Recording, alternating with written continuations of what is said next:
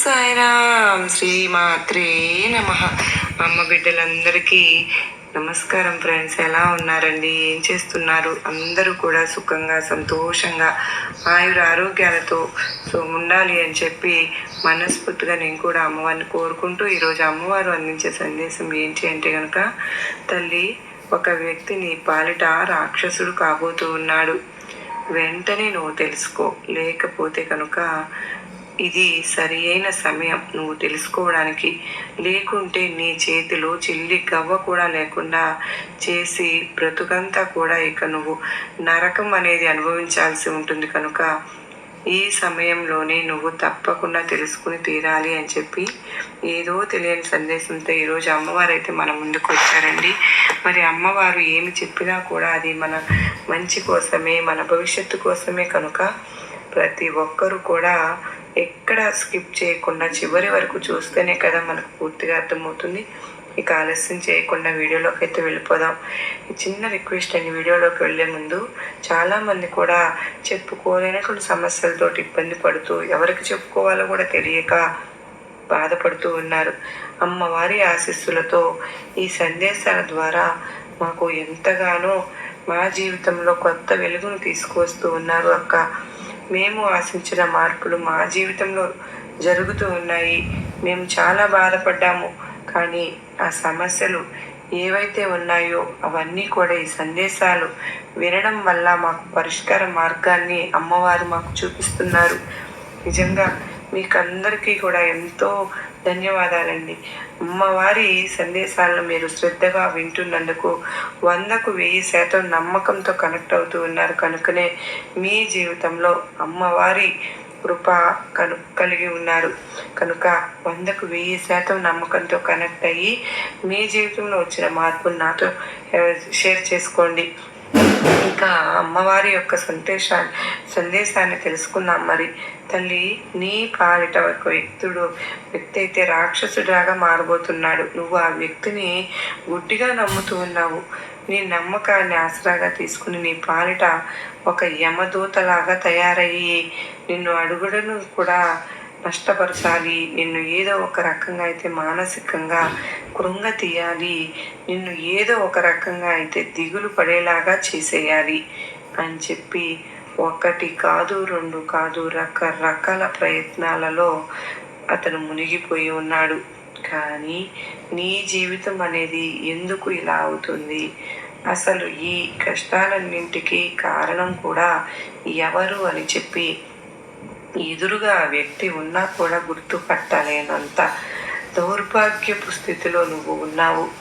ఇప్పటికైనా కనీసం ఈ సమయానికైనా కానీ నువ్వు తెలుసుకోకపోయినట్లయితే కనుక నిజంగా బిడ్డ చెప్తూ ఉన్నాను, నీ జీవితం అనేది నరకప్రాయంగా మారుతుంది. ఇప్పుడు నువ్వు తెలుసుకోవలసిన సరైన సమయం ఇది. ఈ సరైన సమయంలో కూడా నువ్వు గ్రహించుకోలేకపోతే నిన్ను కాపాడడం అనేది నిజంగా నా వల్ల కాదు కూడా. కనుక ఇప్పటికైనా తెలుసుకో. దుర్గమ్మ, ఎవరు వారు? ఏం చెప్తున్నారు? నా పాలిట ఎవరు ఆ వ్యక్తి రాక్షసుడిలాగా మారిపోతున్నాడు? నా జీవితాన్ని నాశనం చేయాల్సిన అవసరం ఆ వ్యక్తికి ఎవరు ఇచ్చారు? ఎందుకు వచ్చింది?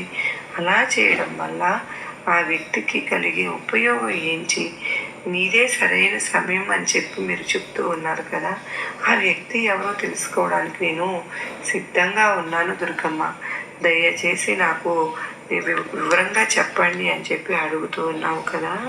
అయితే ఈ సందేశంలో ఉన్న ఆంతర్యాన్ని నువ్వు పూర్తిగా గ్రహించాలి అంటే కనుక నేను చెప్పే ఈ కథను జాగ్రత్తగా వినమ్మా. ఒక ఊరిలో ఒక తండ్రి కొడుకు ఉన్నారు. తండ్రి ఎంతో కష్టపడి సంపాదించి కొన్ని ఆస్తులైతే కూడబెట్టి పక్కన పెట్టుకున్నారు. ఇక నాకు ఆస్తులు ఉన్నాయి కదా అని చెప్పి చిన్న వయసులోనే తన కొడుకు తల్లిని కోల్పోతాడు. అయ్యో, తల్లి కూడా లేని బిడ్డ కదా అని చెప్పి కొడుకును అల్లారు ముద్దుగా గారాబంగా పెంచుకుంటాడు ఆ తండ్రి. అయితే ఇలా గారాబంగా పెంచుకోవడమే అతన్ని పాలిట ఒక శాపంలాగా కొడుకు మారాడు. ఎందుకు అంటే చెప్పిన మాట వినకపోవడం, చెడు వ్యసనాలకు బానిస అవ్వడం, ఇంటి పట్టున ఉండకపోవడం, స్నేహితుల మాయలో పడిపోవడం, ఇలా చేస్తూ ఆ పిల్లవాడు తన జీవితాన్ని తానే నాశనం చేసుకుంటూ ఉన్నాడు. ఇదంతా కూడా ఇలా జరుగుతుంది బాబు అని చెప్పి తండ్రి ఎంత నెత్తి నోరు బాదుకుని చెప్పినా కూడా వినే స్థితిలో అయితే ఆ పిల్లవాడు లేడు. ఇక తండ్రికి వృద్ధాప్యం కూడా వచ్చేసింది. ఒకటి దిగులు, తన కొడుకు ఎలా బాగుపడతాడు, తన వ్యసనాల నుంచి ఎలా బయటపడతాడు, తన జీవితాన్ని సంతోషంగా ఎలా మార్చుకుంటాడు, అసలు వీడి జీవితం ఇలాగే ఉండిపోతుందా అని చెప్పి తండ్రిగా ఎప్పుడు బాధపడుతూనే ఉంటాడు. ఒకరోజు ఆ కొడుకు రాత్రి పూట ఒక కుటుంబాన్ని పిలిచి బాగా ఆలోచించుకుని ఆ కొడుకుని గురించి రెండవ రోజు తన కొడుకుని పిలిపించుకుని తండ్రిని అరుస్తూ తిడుతూ, తండ్రి ఏంటి పిలుస్తున్నావు నన్ను అంటూ వస్తాడు.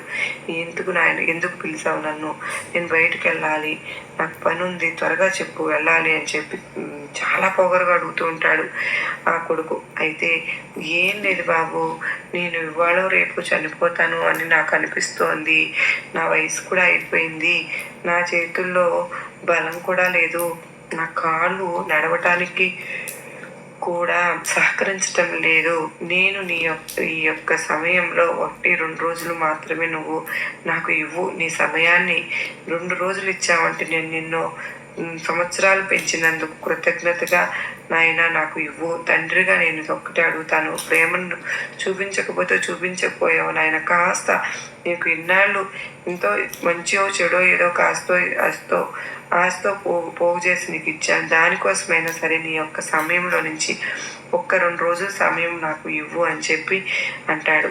ఈ ముసలాతనికి నా మీద చాదస్తం బాగా ఎక్కువైపోయింది, నా వెనక ఎందుకు ఇట్లా పడ్డాడు, సరేలే 2 రోజులు అంటున్నాడు కదా, ఈ 2 రోజులు తన కోసం టైం కేటాయిద్దాం, నాకు ఇంతటితో ఏం మునిగిపోతుంది, వదిలిపోతుంది అని చెప్పి పీడ వదిలిపోతుంది. మొదటి రోజు అయితే తన కొడుకుని పిలిచి, బాబు తండ్రి దగ్గర అక్కడ పక్క గదిలో బీరువా పక్కన గోడ గడియారం ఉంది కదా, ఆ స్టూల్ మీద ఆ గడియారం ఇలా తీసుకురా నాయనా అని చెప్పి చెప్తాడనమాట. ఈ ముసలాయనకి గడియారంతో ఎందుకు ఏం పని వచ్చిందో అని చెప్పి తిట్టుకుంటూ ఆ గదిలోకి వెళ్ళి ఆ గడియారాన్ని అయితే పట్టుకుని తన తండ్రి దగ్గరికి తీసుకొస్తాడు.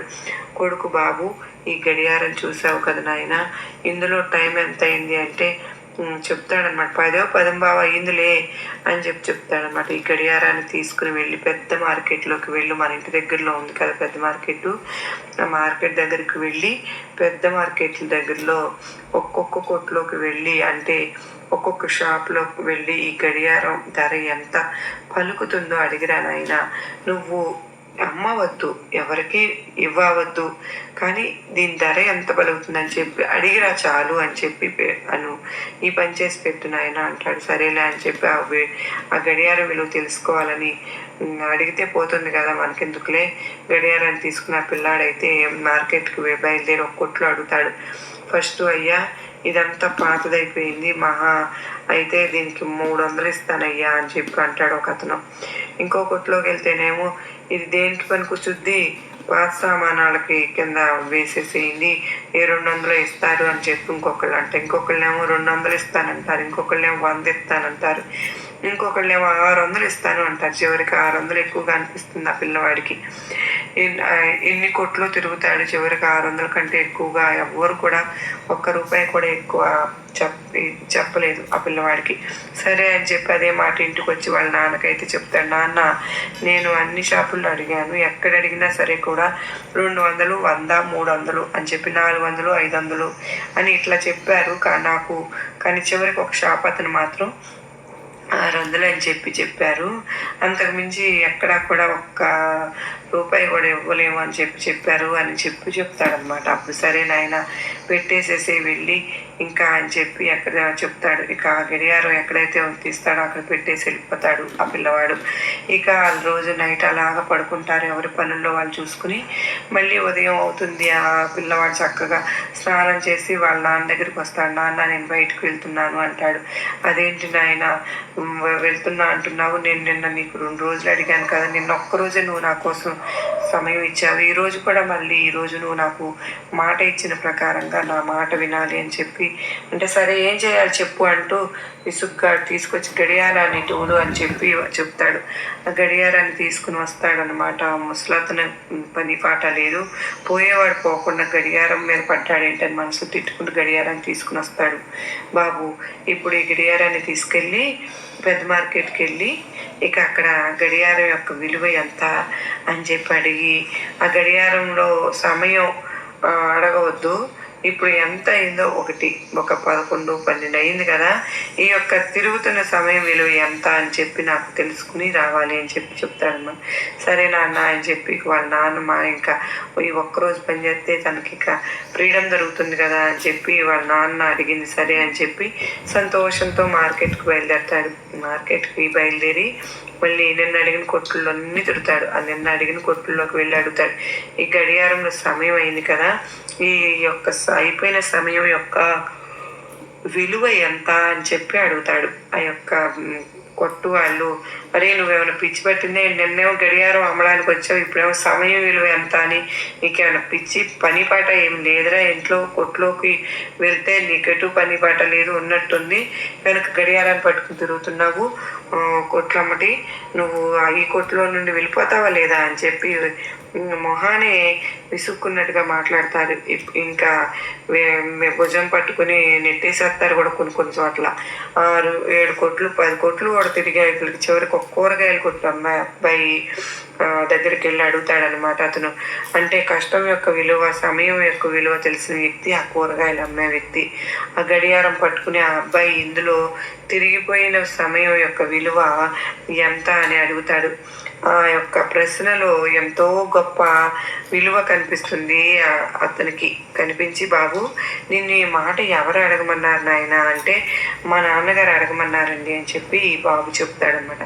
ఇక ఆ తండ్రి అడగమన్నాడు అనే మాట చెప్పగానే అతనికి అసలు విషయం మొత్తం కూడా అర్థమైపోతుంది.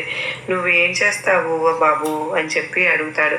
నేను ఏం చేయను, తిరుగుతూ ఉంటాను, నాకు ఫ్రెండ్స్ ఉన్నారు, ఫ్రెండ్స్తో తిరిగి సాయంత్రం కల్లా వచ్చి ఒక ముద్ద అన్నం తిని పడుకుంటాను. ఓకే నాకు అర్థమైంది నాయన, మీ నాన్న ఎందుకు అడగమన్నారో అని చెప్పి, ఎప్పుడైనా కానీ గడిచిపోయిన సమయం అది నిమిషమైనా సరే, 5 నిమిషాలైనా సరే, గంట అయినా సరే, 2 గంటలైనా సరే, 1 రోజు సమయం అయినా కానీ ఆ గడిచిపోయిన సమయం అనేది నువ్వు 1,00,00,000 రూపాయలు ఇచ్చినా కూడా తిరిగి రాదు కదా నాయన. గడిచిపోయిన సమయాన్ని వెనక్కి తీసుకురాలేవు కదా నువ్వు. ఇప్పుడు నేను నీకు 1,00,00,000 రూపాయలు ఇచ్చాననుకో, నిన్న సమయం మొత్తం నువ్వు నాకు ఇవ్వగలుగుతావా? నిన్న గడిచిపోయింది కదా, మరి ఒకరోజు ఆ రోజు వెనక్కి తీసుకురాగలుగుతావా అంటే లేదు అని చెప్పి చెప్తాడు ఆ పిల్లవాడు. ఇక మీ నాన్న ఇప్పుడు ఎందుకు అడగమన్నాడు అని చెప్పి ఒక్కసారి నువ్వు ఆలోచించుకుని, ఆయన నిన్ను ఎంతో కష్టపడి పెంచి పెద్దాళ్ళని చేసే ఉంటారు కదా మీ నాన్న బాధ నాకు అర్థమైంది. ప్రశ్నతోటి నువ్వు సమయాన్ని వృధా చేస్తున్నావు అని ఆ ప్రశ్నలోనే ఉంది అర్థం. నువ్వు ఏమి చేయకోకుండా ఉంటున్నావు కదా బాబు, ఫ్రెండ్స్తో తిరిగి సాయంత్రానికి ఇంటికి వస్తున్నావు అని చెప్పి ఆ సమయాన్ని వృధా చేసేస్తున్నావు అని చెప్పి, మరి ఈ మాట నీకు అర్థం అవ్వాలి ప్రాక్టికల్గా అని చెప్పి మీ నాన్న అలా పంపించారు నాయన నిన్ను అనేసరికి ఆ పిల్లవాడికి ఒక మార్పు అయితే వచ్చేస్తుందండి. నిజమే కదా, మరి 1,00,000 రూపాయలు ఇచ్చినా, 1,00,00,000 రూపాయలు ఇచ్చినా అయిపోయిన సమయాన్ని మనం తీసుకురాగలమా? అయిపోయిన సమయాన్ని తిరిగి మనం తీసుకురాలేము కనుకనే అది 1 సెకండా కానీ అది అయిపోయింది కదా, అంటే మళ్ళీ మన కోసం వెనక్కి రాదు కదా. కనుక గడిచే ప్రతి సెకను కూడా మనిషికి ముఖ్యమైంది. దాన్ని జాగ్రత్తగా వాడుకోవాలి, అది తెలివిగా వాడుకోవాలి, ఉపయోగించుకోవాలి అని ఆ యొక్క అందులో ఆ ప్రశ్నలో ఉండే అర్థాన్ని మొత్తం ఆ కూరగాయలతో ఆ పిల్లవాడికి అయితే వివరించి చెప్తారనమాట ఆ వ్యక్తి. ఇలా చెప్పిన తర్వాత ఇక ఆ పిల్లవాడి ఇంటికి వెళ్ళిపోయి వాళ్ళ నాన్న కాళ్ళ మీద పడిపోయి క్షమాపణ అడుగుతాడు. నాన్న నన్ను క్షమించు, నాకు కూరగాయల అబ్బాయి వ్యక్తి నాకు అడిగాను, ముందు 10 కొట్లు అడిగినా కూడా నువ్వు అడిగిన పిచ్చి మాటలు వాళ్ళు నెట్టేశారు, నన్ను పిచ్చి అన్న పట్టింది అని అర్థమయ్యేలాగా ఈ కూరగాయలు కొట్టు అబ్బాయి ఒక్కడు మాత్రం చెప్పాడు. మంచికి చెడుకు నాకు ఇన్నాళ్ళు అర్థం కాలేదు నాన్న, ఇప్పుడు నాకు అర్థమైంది. ఈ యొక్క గడియారంలో ఉన్న విలువ, టైం విలువ, సమయం విలువ కోట్లు ఇచ్చినా కూడా వెనక్కి తీసుకురాలేము అని చెప్పి నాకు అర్థమైంది నాన్న. ఇక నుంచి నేను సమయాన్ని అయితే వృధా చేయను, నిన్ను జాగ్రత్తగా చూసుకుంటాను నాన్న, కొత్త బిజినెస్లు స్టార్ట్ చేస్తాను అని చెప్పేసరికి తండ్రి కూడా ఎంతగానో సంతోషపడిపోతాడు. ఇక్కడితో అయితే అండి ఈ కథ ముగిసింది. కానీ ఈ కథ ద్వారా అమ్మవారు మనకేం చెప్పాలి అనుకుంటున్నారు? ఆ నీతి ఏంటంటే కనుక ఇక్కడ ఆ వ్యక్తి రాక్షసుడిలాగా నీ పాలిట మారిన వ్యక్తి గురించి చెప్పాలనుకుంటున్నమాట. ఇదంతా కూడా ఇప్పుడు ఆ యొక్క సందేశం ఈ కథలో నుంచి ఒక ఆంతర్యం రూపంలో అమ్మవారైతే మనకు చెప్పాలి అనుకుంటున్నారు. అదేంటి అంటే కనుకండి, తల్లి నువ్వు కష్టపడుతున్నావు, శ్రమ పడుతున్నావు, నీవు కుటుంబం కోసం కష్టపడుతూ ఉన్నావు, లేకపోతే ఒక రూపంగా కష్టపడు, నీ కుటుంబం కోసం నేను కాదనడం లేదు. కానీ నీ యొక్క కష్టాన్ని అవతలి వ్యక్తి అనవసరంగా వృధా చేస్తున్నప్పుడు మాత్రం, అవతలి వ్యక్తి నీ యొక్క కష్టాన్ని గుర్తించినప్పుడు అయితే మాత్రం ఆ అవతల వ్యక్తి తన అవకాశాలు కోసం మాత్రమే నేను వాడుకుంటూ ఉన్నప్పుడు, తనకు అవసరమైనప్పుడే నిన్ను గౌరవంగా నీకు గౌరవాన్ని ఇచ్చి తనకి అవసరం తీరిపోయిన తరువాత నిన్ను లెక్క చేయకుండా చూస్తూ ఉన్నప్పుడు తను నీ పట్ల స్వార్థాన్ని చూపిస్తున్నట్లే లెక్క లేకుండా అలా నీ ఇంట్లో ఉన్న ఆ వ్యక్తి, అది ఎవరైనా సరే కావచ్చు, కానీ నీ యొక్క జీవిత భాగస్వామి అయినా కావచ్చు, నీ పాలిట రాక్షసుడిలాగా మారారు లేదా అన్న విషయం సమయాన్ని నువ్వు అర్థం చేసుకోవాలి. నేను ఎందుకు చెప్తున్నానో తెలుసా? నేను ఇక్కడ ఎవరికైనా సరే కానీ తిరిగిపోయిన సమయం అనేది కొన్ని కోట్లు ఖర్చు పెట్టినా కూడా వెనక్కి రాదు. ఎవరో కోసమో ఆలోచించి, ఎవరి కోసమో మనోవ్యాధిని పెట్టుకుని, ఎవరి కోసమో బాగు కోసమో నీ బాగును నాశనం చేసుకుని ఎవరో ఎదగాలి అని నువ్వు దిగజారిపోతూ ఒకరి కింద నువ్వు లొంగి ఉంటున్నావు అంటే నీ సమయాన్ని నువ్వు వృధా చేసుకుంటున్నట్లు కదా. మరి నీ పాలిట అతను రాక్షసుడిగా మారినట్లే కదా, అతను రాక్షసుడిగా మారినట్లు కదా. మరి నిన్ను అర్థం చేసుకునేవారైతే ఏ విధంగా ఉంటారు, నిన్ను టార్చర్ చేసే వాళ్ళైతే ఏ విధంగా ఉంటారో అని చెప్పి నీ మనసుకు అర్థం కావడం లేదా? ఒకవేళ అర్థమైనా సరే కానీ వారి ధ్యాసలో పడిపోయి నువ్వు సమయాన్ని వృధా చేసుకుంటూ నువ్వు నీ మనసుని నువ్వు గుల్ల చేసుకుంటున్నావు. నీ అంటే నీ గుల్ల చేసుకుంటున్నావు. ఇక్కడ తప్పు ఎక్కడ జరుగుతుంది అన్న విషయానికి వస్తే నేనైతే ముక్కుసూటుగానే చెప్తున్నాను, నీలోనే ఈ తప్పు జరుగుతుంది అని చెప్పి. మరి ఇప్పుడు తప్పు జరుగుతుంది అని ఈ సమయంలో నువ్వు తెలుసుకుంటే కనుక ఆ తప్పుని సరిదిద్దుకునే సమయం కూడా, ఆ సరైన సమయం ఇప్పటి నుంచి మొదలవ్వాలి. ఒకరి చేతిలో కీలుబొమ్మవి కాదు. నువ్వు ఒకరి కోసం జన్మనెత్తలేదు, నువ్వు ఒకరి కోసం మరణించాల్సిన అవసరం లేదు, నీకు అసలు లేనే లేదు. అది నీ గురించి నువ్వు ఆలోచించుకుంటూ, నీ కడుపును పుట్టిన పిల్లలకు న్యాయం చేసుకుంటూ జీవితాన్ని ప్రతి నిమిషము సంతోషంగా ఆనందంగా ఆస్వాదించాలి. ప్రతి మనిషికి కూడా కష్టం, సుఖం, నష్టాలు అనేవి ఎప్పుడు వారి జీవితంలో ఒక భాగంగా ఉంటాయి. కానీ అవి ఎవరి కర్మల వారి వల్ల వారికి వస్తే అనుభవించక తప్పదు. కానీ నువ్వు వారి కారణంగా నువ్వు అనుభవిస్తే మాత్రం అది నిజంగా నీ తప్పే అవుతుంది. ఎందుకంటే వారిని నువ్వు ఇక్కడితో కట్ చేయకుండా ఇవ్వాల్సిన గౌరవానికన్నా, ఇవ్వాల్సిన విలువ కన్నా వారికి ఏదో ప్రత్యేకతను, ప్రత్యేకమైనటువంటి స్థానాన్ని బట్టే వారు నీ పట్ల ఈ విధంగా నడుచుకుంటూ ఉన్నారు అని చెప్పి పూర్తిగా తెలిసిపోతుంది. కనుక ఇప్పటికైనా సరే కానీ తెలుసుకోకపోతే నీ చేతిలో చిల్లి గవ్వ కూడా మిగలకుండా పోతుంది. బ్రతుకు అనేదంతా కూడా నరక ప్రాయంగా మారిపోతుంది. కనుక ఆ వ్యక్తి ఎవరు, తన దగ్గర ఎంతవరకు ఉండాలి, ఎంతవరకు మాట్లాడాలి, తన గురించి ఎంతవరకు ఆలోచించాలి, ఎక్కడ తన పనిని నిన్ను నష్టపరుస్తుందో అక్కడ కట్ చేసేయాలి. నీ యొక్క జీవితాన్ని నువ్వు ఎలా అందంగా మార్చుకోవాలి, నీ యొక్క ధనాన్ని నువ్వు ఎలా జాగ్రత్త చేసుకోవాలి, అతని మాయలో పడకుండా ఉండాలి అంటే నీ యొక్క తెలివితేటలను ఏ విధంగా ఉపయోగించుకోవాలి, వీటన్నింటిని బట్టి నీ యొక్క బ్రతుకును స్వర్గం చేసుకునే అవకాశం అయితే ఉంది.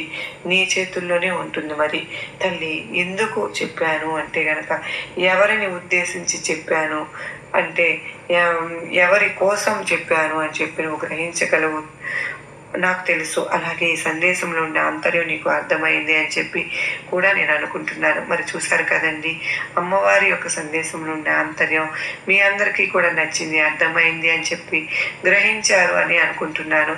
మరి అమ్మవారి మీద మీకు పూర్తి నమ్మకం, విశ్వాసం ఉంటే కనుక ఈ వీడియోకి అయితే ఒక లైక్ అయితే ఇవ్వండి. లైక్ ఇచ్చిన వెంటనే మీకు ఈ ఛానల్ మొదటిసారిగా చూస్తూ ఉన్నారా, ప్లీజ్ అండి అమ్మ సన్నిధిలోకి మొదటిసారిగా వచ్చిన వారు ఎవరైతే ఉన్నారో తప్పకుండా సబ్స్క్రైబ్ చేసుకుని నాకు సపోర్ట్ అయితే ఇవ్వండి. మీ సపోర్ట్ నాకు ఎంతగానో అవసరం. మరో చక్కని అమ్మవారి సందేశం కలుసుకుందాం. అంతవరకు కూడా అమ్మవారి యొక్క ఆశీస్సులు మన మీద, మన కుటుంబ సభ్యులందరిపైన ఉండాలని మనస్ఫూర్తిగా కోరుకుంటూ ఉన్నానండి.